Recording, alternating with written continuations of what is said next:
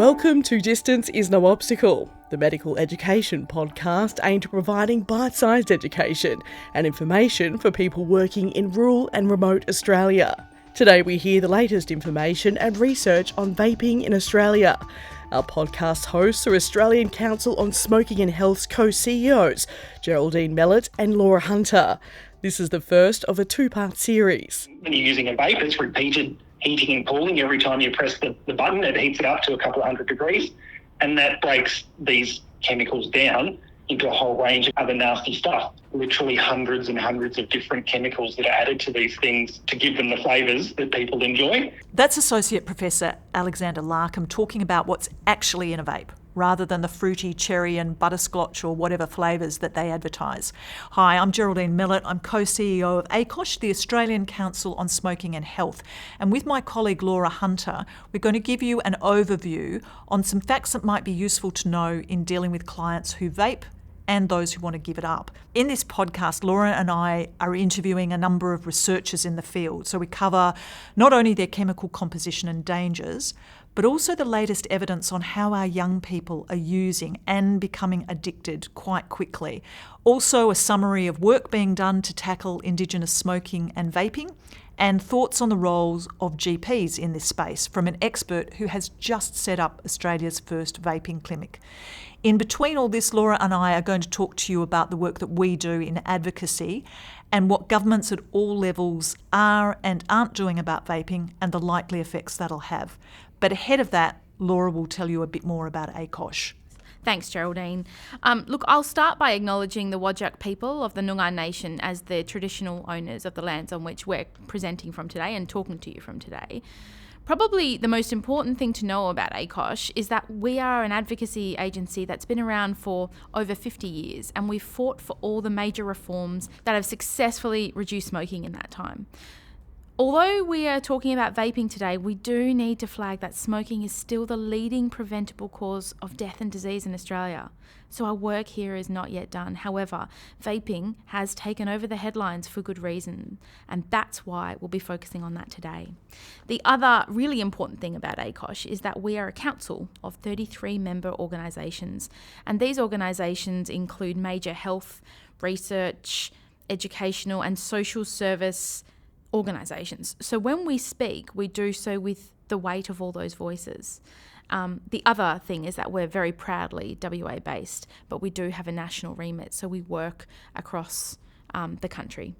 Laura and I are going to tell you more about the latest on vaping reforms, but let's start at the beginning with an esteemed researcher from one of our member organisations, Associate Professor Alex Larkham, who's with Telethon Kids, a member of the ACOSH Council. Alex is a Senior Research Fellow and Head of the Respiratory Environmental Health Team. The embalming fluid is formaldehyde, which isn't specifically put into vapes, but part of the process of heating the e-liquid or the e-juice, which contains propylene glycol and glycerol. When you heat those chemicals up to your couple of hundred degrees, they undergo a range of chemical processes, and one of the steps in that process produces formaldehyde, which is the fluid that is used to preserve dead bodies. There's other things that are produced during that sort of repeated heating and cooling process.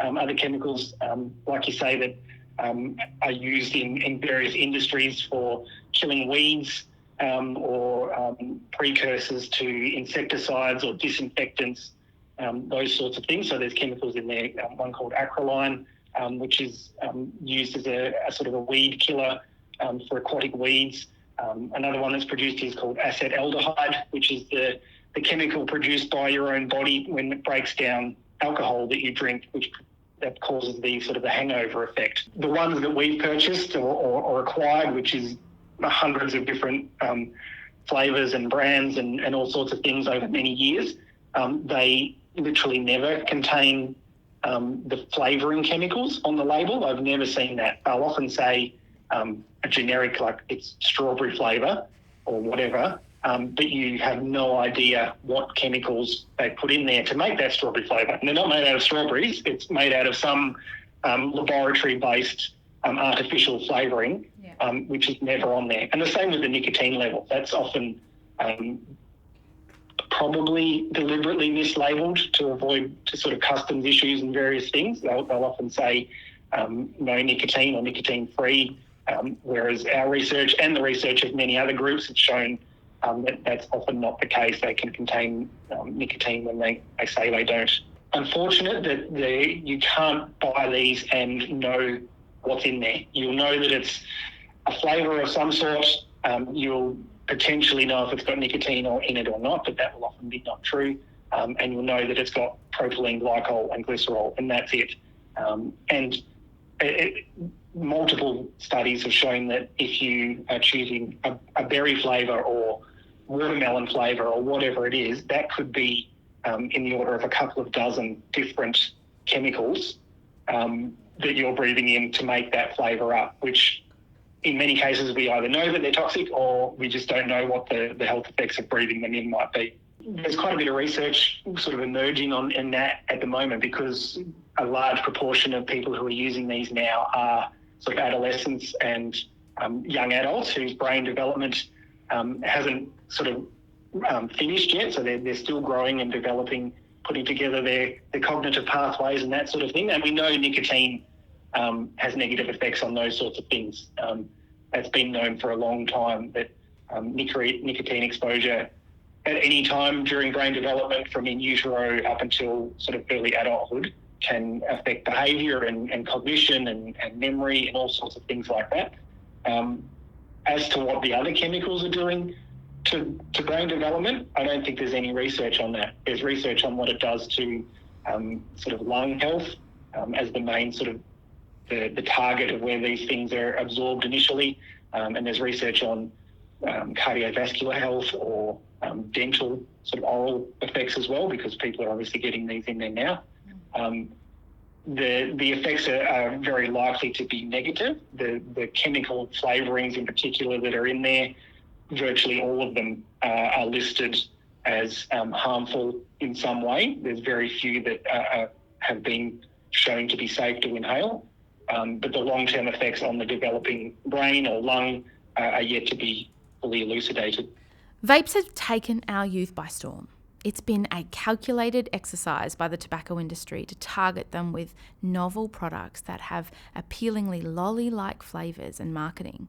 Because as much as the industry introducing these devices are claiming they are going to help smokers to quit, what 50-year-old dyed-in-the-wool smoker needs to be enticed with a unicorn and cherry pop flavour? Associate Professor Becky Freeman from the University of Sydney has been carefully putting together a picture of vaping and our young people through her Generation Vape research project, and the results speak volumes about what's happening and what needs to be done to address this epidemic.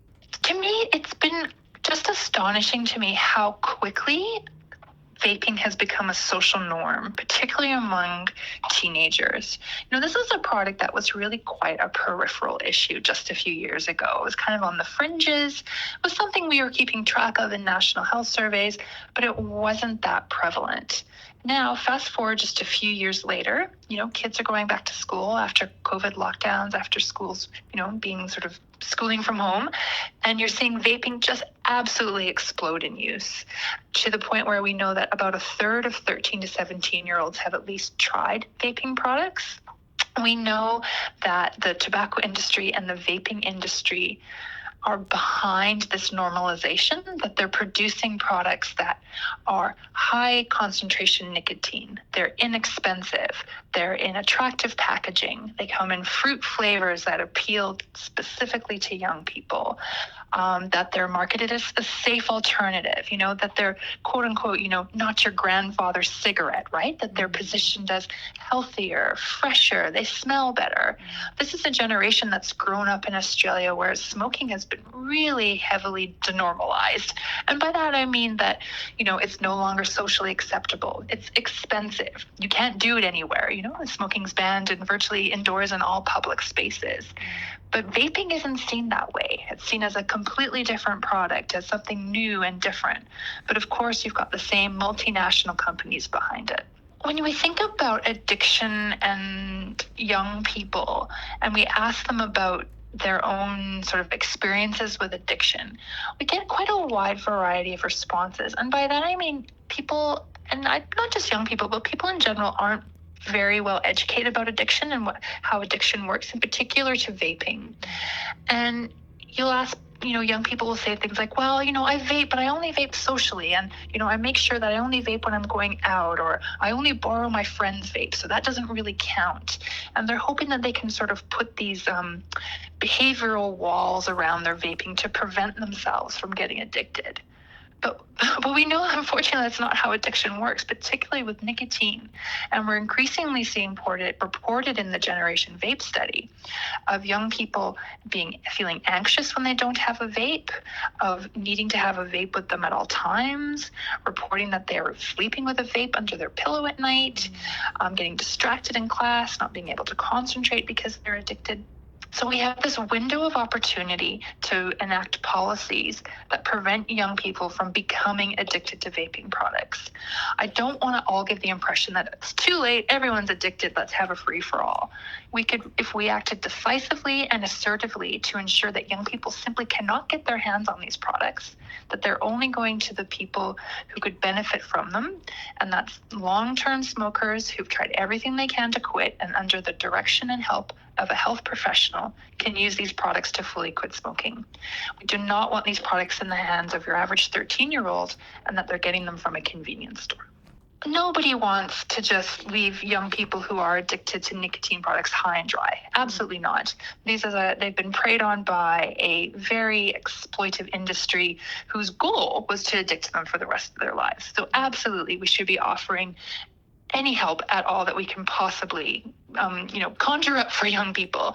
And we know that young people respond well to, non-judgmental services that are accessible in programs that they are already familiar with. So, making sure that we go to where young people are already at. We don't want to have to create a whole new pathway that young people have to seek out services. So in agencies that they trust, with health professionals they trust, with health services that they already trust. And I think it's really important to understand that, young people don't like the idea of addiction either, that they are really alarmed at how quickly they've become addicted to these products, and they do want help, and they are open to quitting, that there isn't a resistance to giving up these products. And we owe it to young people to, respond to that and ensure that we offer them quality evidence-based support.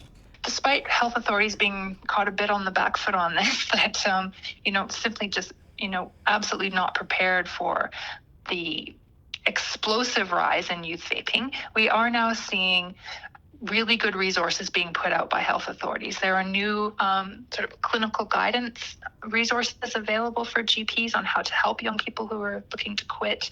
I know that quit lines across Australia have incorporated quitting vaping into their service delivery. So there are resources out there that are available to help GPs to connect with their young patients and clients. This is what normalization looks like, right? If a product is as easy to get your hands on as, bread, milk, and cheese, then of course you're going to think, oh, this is something that's fine. That's totally acceptable to use. That's a normal part of being a young person.